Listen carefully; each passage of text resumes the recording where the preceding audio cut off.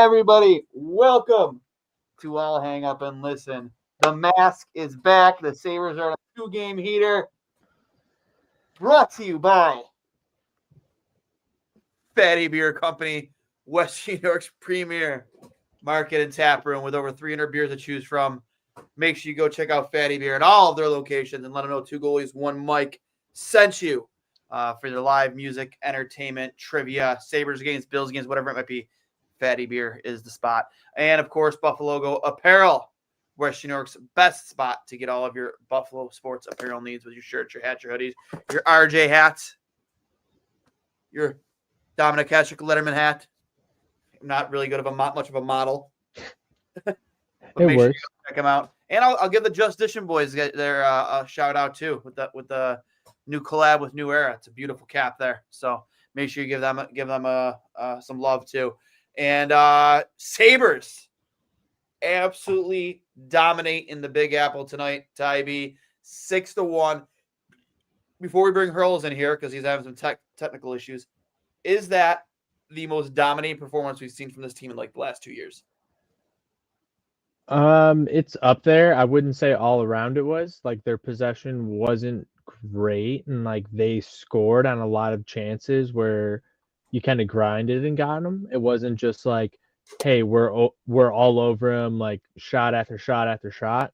But they played a great team game, and the defense led to the offense, and that's what you want to see. Lindy was talking about. I've been kind of lenient with these guys. I gave them a little bit of time. Now let's start holding them accountable. And I think the forwards saw what happened on the defensive side. Yeah. Hey, if you're not doing your job, you're not going to be out there. And especially now that everyone's back and healthy, there's no excuses to make at this point, and they all stepped up, which we'll get into. Yeah, absolutely. Hurls, your immediate thoughts after this 6-1 slaughter of the New York Rangers? My immediate thought is that I kind of expected it to be 6-1 Rangers potentially, given how good they've been at home. I think they were 8-2-1 coming into this game. Igor's been playing lights out for the most part. And it really speaks to getting a goal like that early in the game. As a goalie, your absolute worst nightmare is letting in a soft goal on the first shot in the first minute of a game. And even for Igor Shesterkin, who is without question a top 3 goalie in the league and the world, and quite possibly the best goalie in the world when he's on his game, letting a goal like that to Rasmus Dahlin, where he didn't quite commit to the butterfly and it went through his legs, 5-hole on the ice. I have a few explanations for that, which I got from a goalie analyst that I've recently followed on Twitter, actually, and we can talk a little bit more about it. But that is massive. I got to the game a little bit late, and I woke up and saw that it was a first minute goal. That's so big for the psyche of a team on both ends, both defensively for the Rangers, for Igor as a goalie, and for the Sabres for their confidence level. So it goes without saying, obviously you want to get the first goal, but I think that changed the entire course of the game. And it sucks to say as a goalie, but those are the saves you need to make. And I really do believe that gave them the confidence moving forward to eventually score 6 goals and win the game. And I joked about it too on Twitter, like watching that replay. It was almost like Igor had Rasmus Dahlin on a prop bet as his first time goal scorer because it was so bad. It was I'll say right now, I think I know exactly what happened. So Greenway and his defensemen were cutting across him right before Dahlin came in and was approaching Shesterkin. And I think he thought he was going to go high, and he tricked his brain into thinking, oh, I'm going to stand up and try to play this old school style. And then at the last minute, he tried to go butterfly. And you see on the behind replay, his right pad goes down, hits his other pad, and he's not able to fully get into a butterfly, and it went 5-hole. So the indecision and the hesitation in that moment, and I think Dahlin probably even flubbed the shot. I don't necessarily think he even got all of that, and he did that on purpose. Maybe he was trying to shoot it low, but his indecision and hesitation in that moment absolutely crushed him. And that's the best goalie in the world. So for all of us that happens to in beer league, I want our teammates to be a little bit nicer to us because sometimes it's a tough position. Oh, yeah. I think it happened to UPL a few games ago where I don't think he was expecting I think he was was anticipating a pass back across, and he just kind of caught frozen, and it was an easy – I forget who was supposed to scored it. It might have been Hornquist, maybe against Florida, or was it? I can't remember. But to your point, you made a comment. How a confidence boost getting an early goal. How about just a confidence boost up and down to your fucking lineup tonight, man? When is the last time? And I'm definitely interested. I think Ranting Ron on Twitter said that last time it happened was like 2006. I don't know if it's true. It seems like a really long time, even for this team. But when was the last time all 4 lines scored for the Buffalo Sabres in a single game? He said 2006. Long time. I mean, it's a long time. Is it really 2006 though? And there wasn't a Sabre who was minus on the ice tonight at 5v5. Not a single one. Was it? It's really been since 2006. Well, that's what he said. I don't know if that's true or not. I don't know if he actually looked into that. I mean, he was pretty quick with the answer, so like he could have been just joking. But realistic, I want to know that answer. Like, when was the last time this franchise in a single game had all 4 of their lines score a goal? Yeah, I think it's been a while. It could be 2006, unfortunately. I mean, that's a tough feat for even the best teams in the league. But like for this team especially, again, you want to talk about getting this team going depth-wise, especially with how well that second line played. Even Jack Quinn chipping in there at the end with the goal up by Benson. I think maybe we're finally starting to see them all get confidence. I mean, I don't think Benson and Reserve is short of confidence, but Dylan Cousins, man, seeing him get on the score sheet twice in 3 games, it's huge. It's huge because that second line needs to start contributing if we want to string some wins together. No, absolutely. And when you look at the stats here tonight, that first line was terrible 5v5. They only had 1 shot attempt on net the entire game, and they ended up scoring on that. So they ended up positive at 5v5, but their numbers were not very good. They weren't driving the offense. But you look at that second line and their numbers, they had 8 shots, 4 only gave up 1 or 2 while the other guys were on the ice. So they were doing what we wanted them to do from the start of the year. And I don't know if it's all because of Benson, being hurt, and that's the now driving factor after, getting Cousins a little confidence, getting, Quinn a little confidence, and sitting some of these guys on defense and, letting them know that they're going to be held accountable now that everyone's healthy. They're going to be able to scratch guys whenever they want on that offensive side if they really, really wanted to. So I think that lit a fire under him, and today it worked out very well. We need that to continue. You can't just do that, 1 game in the Garden. We do have the longest point streak in the NHL right now in the Garden at 5 straight games, but so crazy. It's a tough place to go in and play. The Rangers have been very good these past few years. So for the Sabres to be able to duplicate that from the past few seasons, where it's one of the few places in the entire league that they've played well, to carry that over to this year at this point where, you're up and down this year, that should give you a little extra boost going to that game Saturday and then another game at home on Monday. And they've largely played relatively bad on the road this year coming into this game. I think they were 1-3-1. So that's a huge confidence boost. I think a couple of years ago, they were way better on the road than they were at home. We know there are issues at home last year and the past couple of years, and we heard the quotes, and obviously the fans need to trust this team to get fully back. But at least for their own confidence, playing like this in such a hostile environment, a Thursday night in New York, I'm sure the barn, Johnny Lazarus said it was the quietest he had heard since he's been covering the team. And obviously the goal really plays a big part in that. But to have that type of ethos, that type of confidence in a very hostile atmosphere is huge for this team moving forward. You have a West Coast trip coming up. Obviously, the fans out here aren't quite as good as they are in New York, but I will be in the building for both the LA and Anaheim game. So I will promise to do my best in those very hostile environments. That is a joke. The Anaheim and Los Angeles Kings fans are pretty brutal. But it's huge. It's absolutely huge to get a start like that. And you've got 3 games at home now. You've played relatively well there this season, I would say, and better than they have at least last season, at least starting games out and playing against a team like Calgary that started really hot but slowed down a little bit. So it's a massive win, obviously. And I think one commenter said it's one of those rare games where everybody played well. I was a bit, and I think even Kevin said, I was a bit concerned when New York kind of dominated the first 5 minutes of the third period, and then they got that goal. I was absolutely terrified, and I wouldn't have been able to emotionally handle a Rangers comeback tonight for a variety of reasons. But thankfully, They started blocking shots. They locked down their defensive zone. They tightened up. They chipped pucks out, got pucks deep, and that's how you protect a lead, even a 5-0 lead. So yeah, it felt a lot like it felt a lot like the Bills going into Seattle early in the game. You go down and score. You stand up strong defensively. You make that little mistake. You give them a quick chance, but you're right back at them. And then once the door opens, you just slam it right shut on them. And that's a huge, huge momentum boost towards this team when you're playing with the lead, because we've seen them, play a good period or two and then become complacent in that third period. They almost blew it against the Stars. But you have the ability to score at any chance. So as long as you're continuing to play defensively, and you had Connor Clifton blocking shots with a minute left, up, with the score we had. Exactly. So like you have these guys fully bought in now.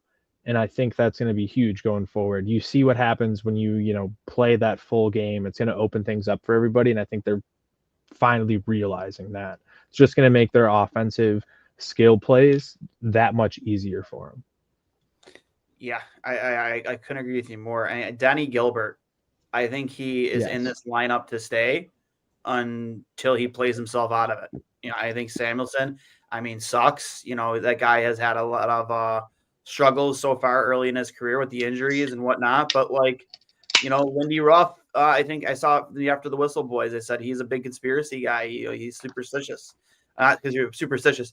Like he's gonna go with the same exact lineup the very next game. Maybe, I don't know, maybe you get a change in goaltender. I don't know.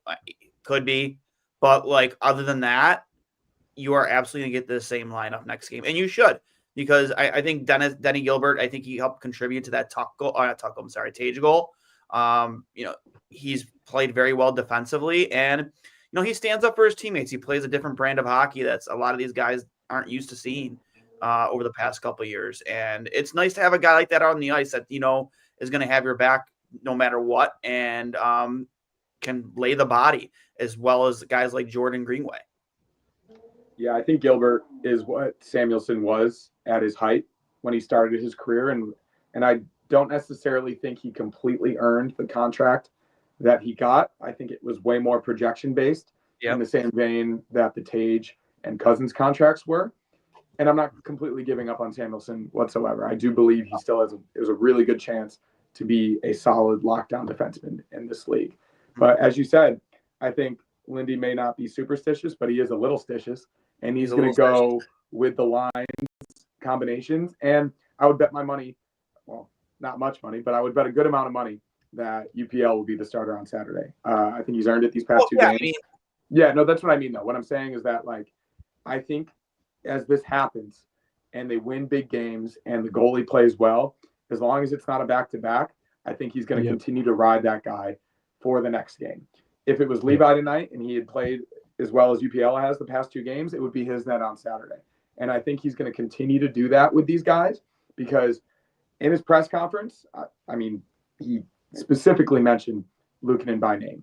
And as well as UPL played in the second half of last season, and given his level of experience, you need this consistency from him. You need him to be this clear-cut 1A number one guy that can help your team on a nightly basis. Of course, I think we're all very optimistic about Devin Levi.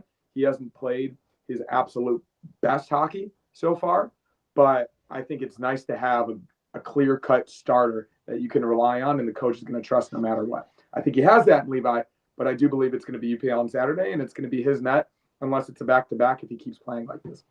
Yeah. I tweeted out my own account during the game. It says, Denny Gilbert could stay in this lineup forever with the Sandlot gif. And the analytics people are oh, they were so out expected goals for. And everyone knows I expect analytics, but come on. You've scored 11 goals in 2 games with him in the lineup. You've given up 2 total goals, the 2 or 3. And when you look at it today, like I said, it was the defense driving those offensive chances. And when you have actual skilled forwards, you're gonna outperform your expected goals. That's what you want when you have a forward group like this. You expect those guys to bury in those opportunities that they get that are close to the net, and that's exactly what they did today. And you're not going to generate, a 1,000 high danger chances every game. And like, Yeah. that's fine. But when you can finish those ones that you have in good positions against good teams, you're going to win games. And that's how you continue to string these wins together. You got to keep the pressure on the other team the entire time. And that's what they did tonight. And you can't complain about that, whether you want more expected goals. Like, you look at the Tottenham soccer game today, they had 3 shots on goal. They had 2 goals or 3 goals. They could have had way more shots and they could have won the game, yes. But when you're getting good shots and you're scoring on those, that's what you need to do. Yep. I would say the expected goals conversation, and also shout out Johnny Ladd. You want to be better than average all the time. Deserve to win a meter today, which we have, of course, been on the wrong side of many times. I think it was the season opener against the Devils. The deserve to win a meter was way, way higher for the Sabres, and they didn't end up winning the game. And if your expected goals are really, really high and you don't score anything, that means either the goalie played well, you got goalied, or it was a weird situation. I don't think Rasmus Dahlin's goal tonight was an expected goal, but guess what? It went in. So analytics can be used as a reference, but they are not the Bible. Yeah. They are, but there's a conversation to be had, right? They're useful, and they can be used as a frame of reference for how your team is generally playing. But that's the difference, and I think we can have both of those conversations at the same time. They're not mutually exclusive. If this team is generally having pretty good analytics throughout the entire year, it's 6-7-1 now, 14 games in, we can project them positively moving forward. But from game to game, from shift to shift, you got to look at what's happening on the ice. And I think tonight, they may not have played as well as, or maybe they played better than the analytics said, but it doesn't matter because they won 6-1. And all of these games individually are about momentum. And especially once you get ahead by a lot, like, the other team just gets fully on the gas. Like, that's going to happen. Like, you expect that in the third period where it's kind of 80-20, 70-30 type thing. And that's what happened tonight. But what you wanted to see is them bounce right back after that goal they gave up. They're able to get another one. The Paterka one was disallowed too. Like, they did not take their foot off the gas.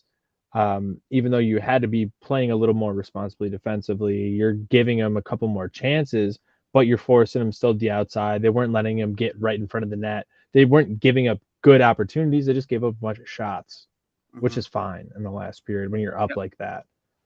I just want to point this out to you, and a comment here from Mauricio. Repair the Rolls Royce garage is jammed. Now close it. Oh, yeah, Sabres, Stanley Cup contenders. I'm not sure whether we should take Mauricio there very seriously. And Ty, as more as you come on the post games, Mauricio is here every single post game, usually throwing jabs at Connor for his apparent surfer style. I still don't understand that, but he is constantly ragging on this team, and rightfully so.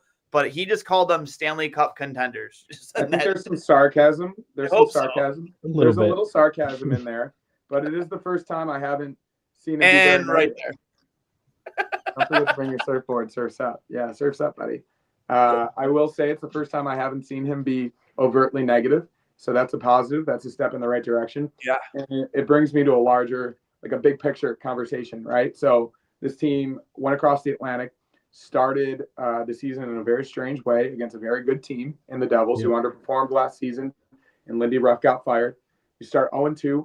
You have a weird game at home against the Kings where you're up in 2-0 in the third period, and they come back and win. Since then, they're 6-4-1. There's been a 3-game winning streak, a 3-game losing streak, and now there's a 2-game winning streak. And we said coming into November that 10 of 14 games in November were very realistically winnable. I don't think tonight was one of those games.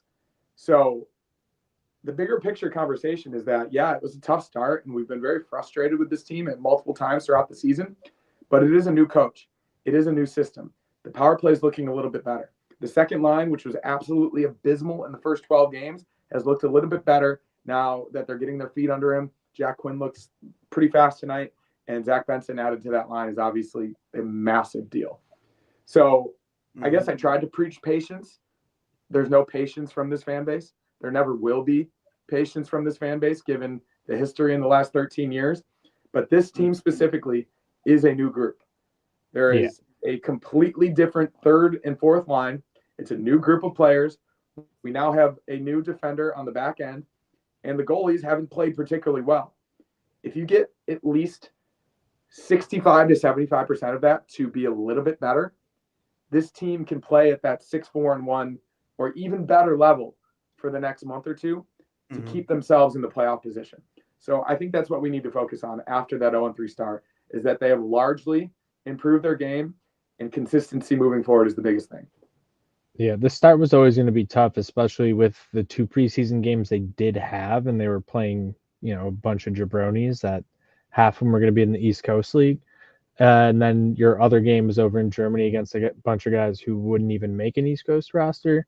So it was always going to be tough in those first 2 games against the Devils, who are a team who skates extremely well. So you weren't skating against NHL guys over and over. So to see the way they've bounced back, and that little, losing streak, they didn't take it to their head, and they've been able to bounce back. They've realized, like, we have to continue to play defensively. It's creating things offensively, and they're starting to fully buy into that system now. Like, you can feel it front to back with the defense, with the offensive players, first line through the fourth line. And that's what you expected out of a Lindy Ruff coach team. And they're getting to that point right now where they're doing the things you want to see. They're retrieving pucks in the corners. They're getting pucks to the net. They're getting, those dirty goals, those goals that aren't high expected goals. But when you watch the playoffs, who are the teams that get there? Those teams that do those extra little things, those dirty things that, create a little havoc in front of the net, or do, this or that. And it works very, very well. Yeah. Somebody's calling for you to be the GM. It's Ivy. Yeah, there's a reason I went to school for sports management. That's what I wanted to do. They just don't listen to me. Yeah. I love it. Listen, like the division, the conference is wide open. It's wide open. There's so much parity. Yeah. Slow starts for a lot of good teams, like Boston, for instance. A wild card is there for the taking right now. And if you're going to make up the points you lost to start the season, right now is the time. Right now is the time while these teams are struggling. Make up these points. Get yourself in this race. So at the end of the season, you're not trying to make up so much ground like we have in the past, like we did 2 years ago when we finished 1 point out of a playoff spot. Yep. Like, just have to keep your foot on the gas here. Continue with what's working. Sorry, Jokiharju. Sorry, Samuelsson. But until somebody gets hurt, you're probably going to sit in the press box for a while. Yeah, absolutely. And like, speaking about sitting in the press box, it was almost that. But like, speaking of Boston, you see Pasternak get sat down in the third period. Yep. And then after, Quinn and these other guys see what happened with us setting defensemen down, they realize it's going to happen to anybody. Yeah. And now that Lindy is ready to pull the trigger, like, you got to be on your game every single shift, and they have lately. Mm-hmm. Mauricio's asking for an IPA recommendation. I'll go get one real quick. God damn it. I will say that's the accountability that we talked about with Lindy, right? He wears a letter. Samuelsson wears a letter, and Jokiharju is a veteran on this team. That matters. You see those guys. I think Donnie Granata was scared to do. I think there was a general feeling of, it doesn't matter how we play, there won't be consequences. There are now consequences. And Lindy is showing that loud and clear, that if you don't play well, you don't perform to our standard that I've set for you, you're going to get sit down. I think you would sit down anyone on this team. I really do. Maybe not Darlene, maybe not Tage. But the rest of the team is up for the taking. And he's shown that so far, and I'm, quite frankly, really, really happy about it. Yeah, especially when you're making the same mistakes over and over, like Samuelsson was. We saw it from the first game at home where he took that late slashing penalty. Like, it's only gotten worse and worse from there. He didn't seem to learn from any of those stupid things he was doing. And we saw with Abe Kubel taking, that little chicken wing in the Islanders game. Now you're going to go sit down. Like, there's no reason to be out there doing these things. And all these guys are starting to learn that. Like, you have to be accountable on every shift. It's the same thing when you look at the Bills organization now, and like Pagula's got so lucky with having, a coach and general manager and full organization bought in on this, where you have to do your 1/11th every single play. It's the Bill Belichick motto. It's got to be the same thing for the Sabres. You got to do your 1/6 every time you're on the ice. Like, if you're in the right position, you're making the job easier for your other players. and it's going to just allow them to use their skills that they have. And we have the most skilled team we've had probably at any point throughout the drought right now. And to have them, out outshoot over expected goals. That's exactly what you expect from a team like this, who's going to grind and then have that extra skill on the forward side. Like, you're going to have some goals that you don't expect to go in, but they do those things when they're actually grinding and putting pressure on the defense. Because as much as analytics contextualize things, it's not going to tell you that, hey, they had 20, 30 seconds of sustained zone time before this. You have to look into those extra numbers and things like that. But the way they're, retrieving pucks in the corners, they're getting those second chance opportunities, even if a puck's blocked to the corner. Guys getting to the net, just causing havoc for the goalies. And you made a good point on that first goal with Shesterkin, like where he reacted because he thought Greenway's coming through. He thought something else was going to happen. When you have traffic to the net, you have things going on constantly. Defenders, goaltenders, everyone's having to make different reactions as things are going on, and to be able to give them more and more things that they have to think about. It's the same thing with Joe Brady with the offense right now with the Bills. You're giving him so many things, so much eye candy, and you're making easy plays to pick apart. And if you keep doing that, like, you're just going to dice guys up. And that's exactly what we saw against the Rangers here tonight. Yeah, I couldn't agree with you more, Ty. Going into Saturday, is it Saturday, correct? Yeah, against the Flames. Early game too. Yeah, Matt, is it a matinee? Yeah, which is going to be tough, I think, for the Flames. Obviously, coming across country, I don't know if they're here beforehand to get at least acclimated with a couple games before. I'm assuming they had a couple game stretch here, but it's also good with the Saturday matinee having a Monday matinee. They're going to be used to those two early games back to back, getting ready for it. I'm still upset that they have so many of these on Saturdays. Like, we should be having Saturday night games. Like, these kids can game? stay up late. Yeah, it's another 1 p.m. game. So it's like these kids can stay up late on a Saturday. Like, I get the first one because they did some Halloween stuff, but for the rest of the fan base, tough to sell those tickets. Tough to get people to go to those. Like, whatever, it's happening. But yeah, we got some broccoli from Other Half right now. Good old OG. So shout out Other Half. Let's have another IPA. I love it. The Flames lost in Boston tonight, so they're coming off an L.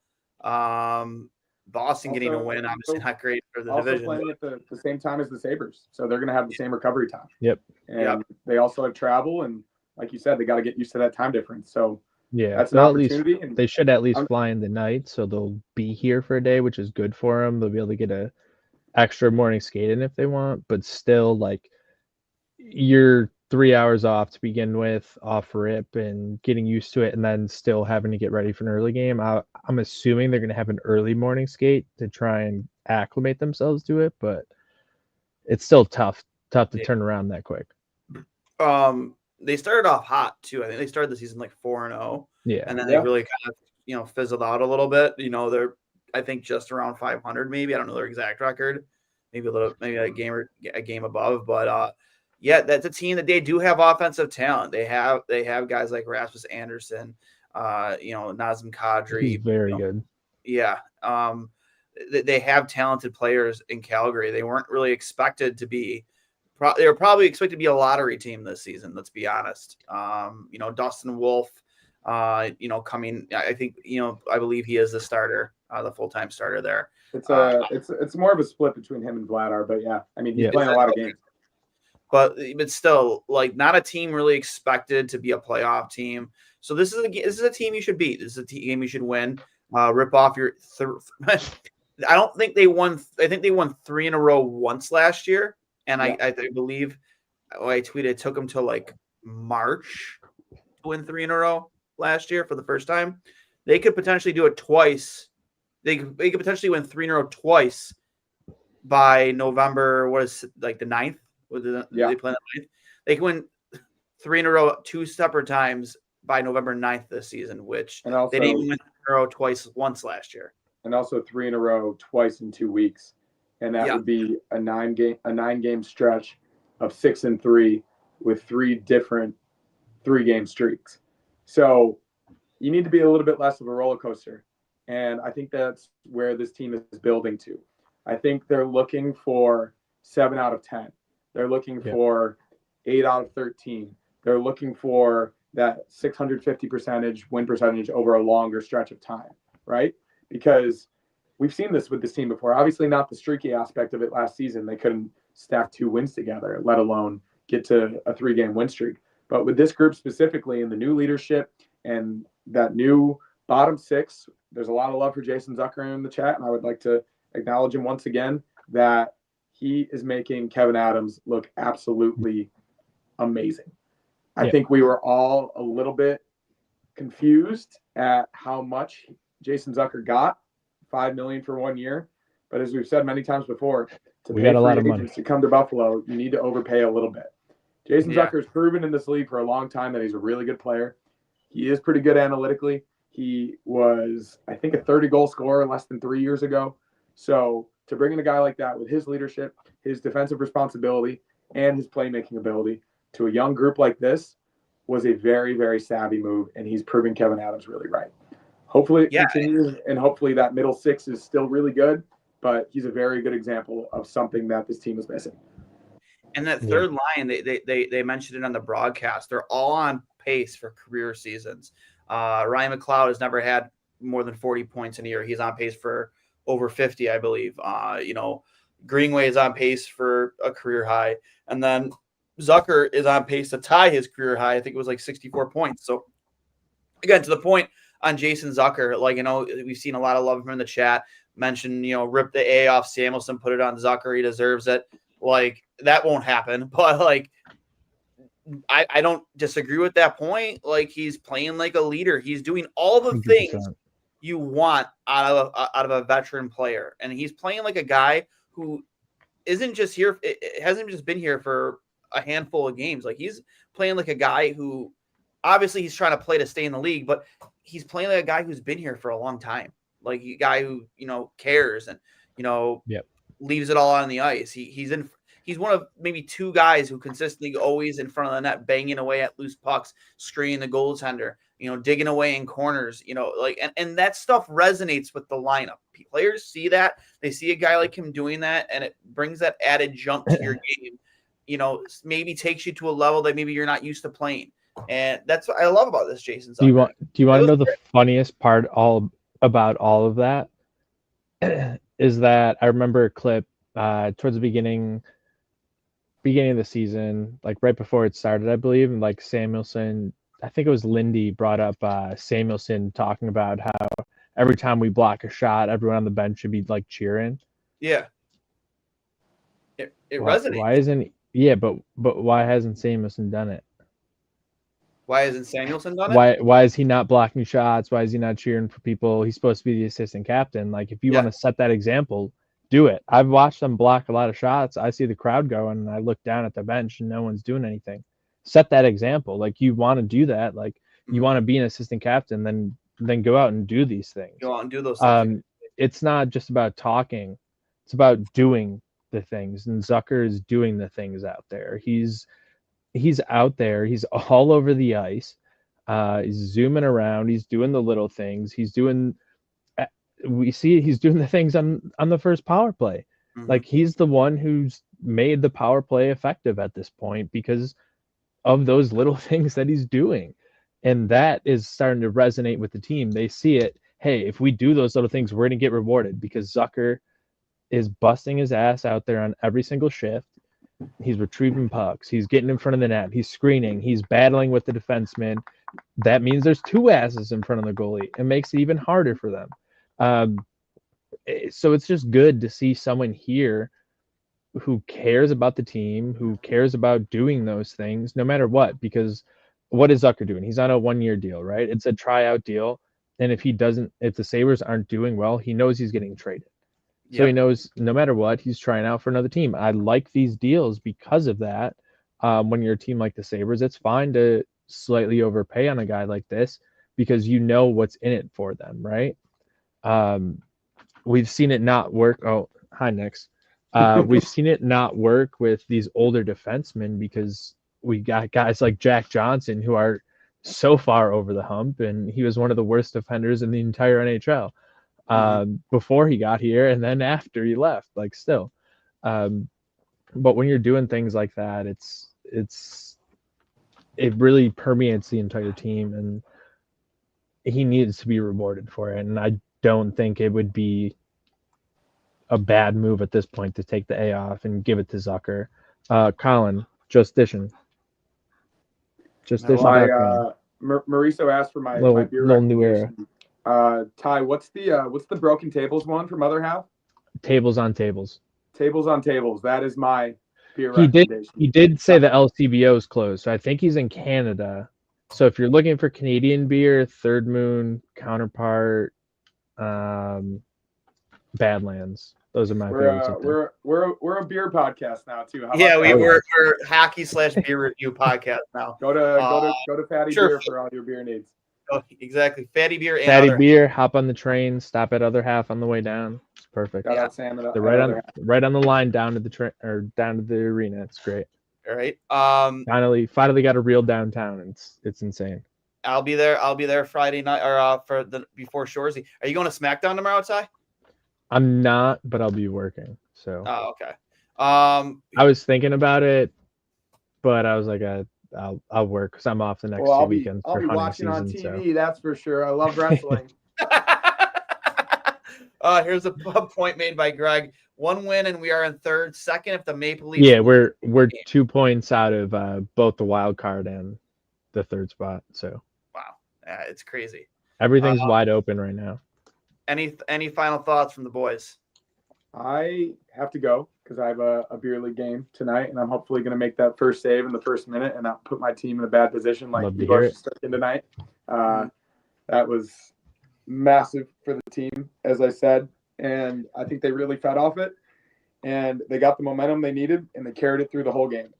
Maybe they weren't on the deserve to win a meter tonight, but they were 100% on the win meter. And that's all that really matters. That's all that really matters. You can use your analytics to talk. Look at the betting line. Look at what Vegas thinks. I think that I'm as big of a defender for analytics for certain reasons as anybody, but it doesn't really matter if you win the game. So I think that's all that matters for this team moving forward, as we've talked about for a long time. Just keep winning games. Keep stacking wins. You don't need to go on a 12-game win streak. But if you win 8 of 12, 9 of 12 pretty consistently, they not only will be in a wild card spot, but they will be third, second place. Who knows? Maybe even first in the Atlantic Division. So that's all that matters moving forward. We talked about 10 of 14 in November. They lost the first 3. Now they've won the next 2. You get that third one, and then you go from there. You've got 3 games at home coming up. I think they absolutely need 2 of 3. I think that's absolutely paramount going into that West Coast swing where the Kings don't look amazing. The Ducks are a super young team, and the Sharks are even younger. So that's a big deal on this 3-game homestand going into that West Coast trip. We'll see how it turns out, but I think tonight, for many reasons, was the perfect night for this hockey club. Final thought. Yeah, I mean, Lindy said it, I think, a couple days ago. We're not going to talk about what we did well anymore. We just need to talk about winning games. And this team listened.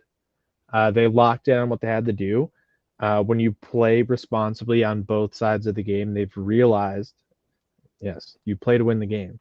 And when you play to win the game, you do those little things. Those little things translate. They don't show up in the analytics. That's fine. But if you outscore the other team, you get 2 points. And that's all that matters at the end of the day. We've had this for so long where we've had some good starts, we've had bad starts, but to see them stabilize, after that little up and down, I'm still fairly, optimistic about this season. I hope the fans start to buy in, start to show up to these games because it's been absolutely terrible. Like Tuesday, I figured was going to be tough with the Canadian team in the barn plus election day. Didn't expect a big turnout, but you got a Saturday matinee, we got a Monday matinee, everyone's off. Oh, that was a better angle. We should have kept that one. People are chirping me about my angle. I'm filming on a phone. I just moved. I'm getting a new laptop. Can someone cut me a break? I It's been a love rough it. week. Hurls is filling it out a We potato. can cut him a break. He's an actual Buffalonian. Like I played high school baseball with him. I can confirm he's from Buffalo. He's not just a surfer. I've been in LA It's for not 10 just years. California. I've been in LA for 10 years. It's still sunny outside, according to Mauricio. I got a game. I got to go. Later, boys. He just wants to get out, so he's not. Agree with all of your points, Ty. It's not. It's about win now mode. We're not talking about the positives or the silver lining or trying to find, trying to find. What did we do well tonight? No, Yeah, you got to do it well every night. Yeah, and that's the one thing you're gonna get with Lindy Ruff, man. You're not gonna get those little rah speeches. Well, we were. I thought we played well. We thought we did this. No, like he's gonna let you know when you played like shit. Yeah. And if it comes to it, he was not afraid to call it a player in the post game. He's already done it. And I think it was even Samuelson. Yeah, it was Samuelson for a penalty he took earlier in the season at the end of a game. So it was the home opener. There's another good comment. If he keeps moving that camera, I'm gonna hurt.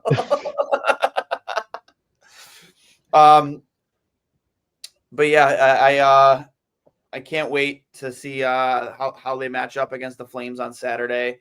Obviously a matinee game, but a game they should easily I want to say easily win, but they should win, especially with the way they played tonight. We could be looking at another 3-game winning streak going into the weekend. So I'm excited for another Bills game, another Bills win against Indy, hopefully. Things are looking good in the city of Buffalo. It's still a fairly warm fall. We're gonna take it as long as we can. Golf tomorrow. Keep the snow away. Like things are looking a little better than they were a week ago, which is all you can really ask for at this point. As long as we're in things, like how long have as long as I've known Tristan, him and I have always talked about just games in March that matter. Like let's get us to games that matter, and then we can legitimately talk for the long term. I wish we could get Rasmus Andersson. I know. That's a big ask, especially with the way Kansas Salinius is playing right now. I think he had 2 goals again tonight. I think if anything, he is just lighting up fire under the rest of these forwards' ass because he might be up here before the end of the year. Talking about Lindy's not afraid. No, he's not. Yeah, like I said, we'll see how it goes. We already had Rasmus though, Greg. It didn't work the first time. Rasmus Asplund. It was Rasmus Asplund, Rasmus Dahlin, and there was another Rasmus, wasn't there? Rasmus Ristolainen. Oh my god. Oh my god. How do you forget about Remember the first two games they were together, they were absolutely incredible, and then it just fell apart. It fell completely apart. And you want to know about when it came to Risto, man? Like Risto was an extremely hard worker and he cared. Yeah. I think he was just a victim of piss poor management and coaching. The guy went through the ringer with different coaches every other year, every other 2 years. And then just was doing his own thing. Yeah, there was no structure with the organization. I thought Rasmus Ristolainen could have been a good defenseman had he been developed more properly and had this franchise been better. That's Greg Day, right? Where is he? Shout out. We got to hit up sleep. Huh? Is that Greg Day? Because he said I missed Tyler 1 and Tyler 2. No. Greg, if that was Greg Day, he would. I'm pretty sure he would. Yeah, it's not Greg Day. But shout out Greg Tyler Day. 1 and Tyler 2. Whoever knows, there's 2 Tylers, and they must. I miss Tyler 1 and Tyler 2. Unless he's talking about Tyler Ennis and Tyler Myers. I don't know. Yeah.